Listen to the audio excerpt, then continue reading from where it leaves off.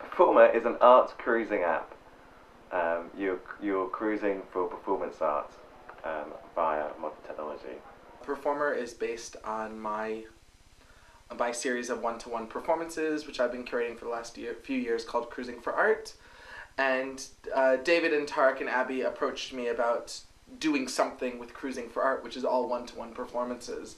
And just kind of in a flash, I was like, oh, we should just put it all on phones. Because, of course, Cruising for Art was based on kind of gay cruising grounds, men making eyes at other men in public spaces to connect intimately with strangers. But actually there's been a lot of conversations in the last probably 5 years about how these cruising areas are totally disappearing, but also how kind of gay bars are kind of disappearing because men no longer use them to meet other men. Now everything is online. So if it's online, that was probably about 10 years ago that everything was online, and now in the last 3 to 5 years it's all on the phone. So we thought it'd be really fun to kind of take this idea of connecting intimately in person in the cruising ground and move that cruising ground to a digital space, which is what Performr is. So we commissioned 5 artists. We had a national call, international calls, and we got a lot of submissions. And when I curate, I'm always looking for a range of experiences. Let's begin with Scotty. So Scotty's piece is about online surveillance.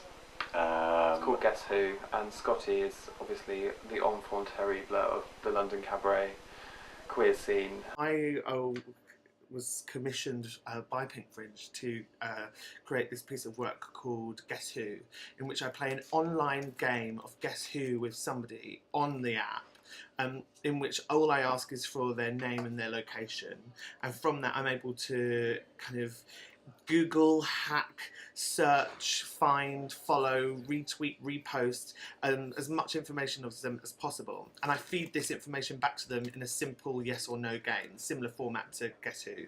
And then what happens is, because you've revealed your GPS location, a performer turns up and plays an actual game of Guess Who with you.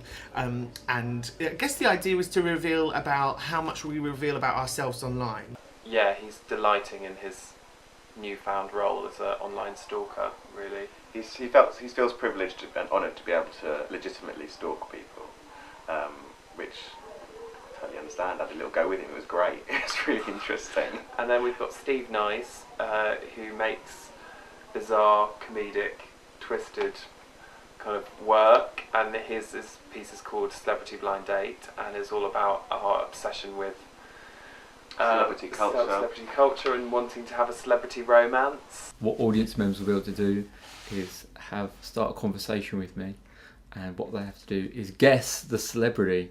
There'll be a different celebrity on the app every day, and they'll be able to ask questions to which they'll only get yes or no answers. They have 20 questions to which they can work out who the celebrity is. If you do guess correctly, the prize, if you can call it that, is a date with the celebrity. It's extra bullshit. So we've got Stacey Mikishi, and her piece starts online and is about intimacy and religious experience, and how we turn, I think what she's interested in doing is putting something that's quite spiritual into a digital context. That's what I'm going to say, and it involves a blindfold.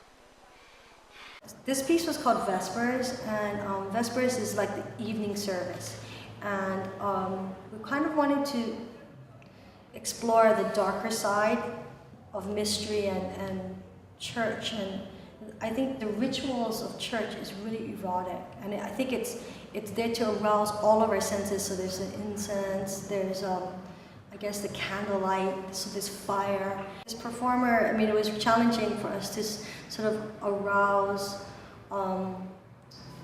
intimacy, eroticism, sex, but in a kind of more internal way. We didn't want to have like a kind of typical kind of lesbian idea where the curtains are blowing. There's a kind of I don't know, cliche. It's really about that person and their experience in the moment rather than us and what what we might look like, or Yeah. I think that's why the blindfold Yeah. is really important, because it's about that person in that moment. And we have Nome Lamb, who is the only artist not here in Brighton, and she's in San Francisco, in a completely different time zone, and she's been waking up at 4 a.m. to join in with us. With her, you let her, it's called Wet Your Needs. Yeah. You let her know your needs, and she will write and sing you a song and record it up and put it on YouTube. Everything's ready for you.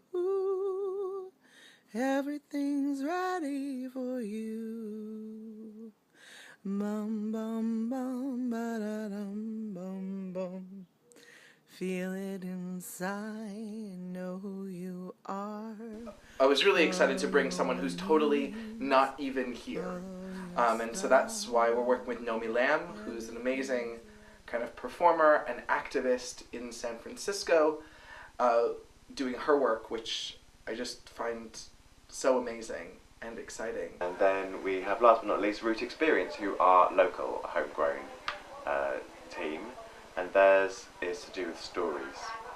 And about childhood stories and memory and nostalgia, and kind of leads you on a trail across Brighton. So when the audience starts interacting with us, we establish with them that we're going to co-create a story together, and it's going to be a story that they're going to step into. And we talk to them about what their favourite childhood stories were, and whether there are any particular characters that they really wanted to be, because as kids everyone's got characters that they want to play in, and so invite them to step into those shoes. Yeah, and kind of start to create a story. Like we just co-author a story, we work out like what the character wants, what they're on the mission for, and then they go on a mission across Brighton and they go and meet another character in their story, who is Jessica. Yes. In various guises. And the story always ends by them opening a cupboard door into a little cellar where there's a book sitting on a table, and in that book is their whole story that's led them up to this point, and they get a chance to sit down. Finish it. Yeah.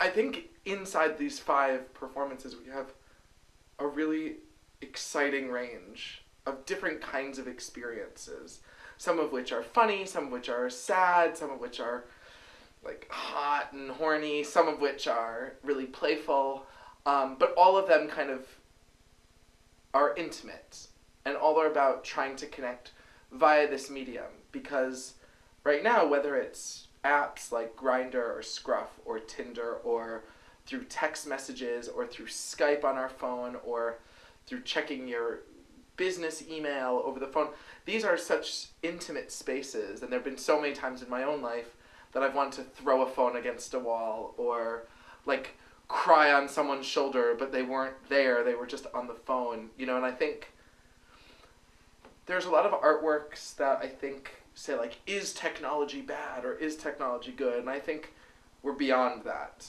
We're just now like, here it is. It's good and it's bad, and it's sexy and it's not sexy all at the same time, and let's just use it. Let's just use it as the medium to explore other more interesting questions, whether an iPhone or a smartphone is good or bad.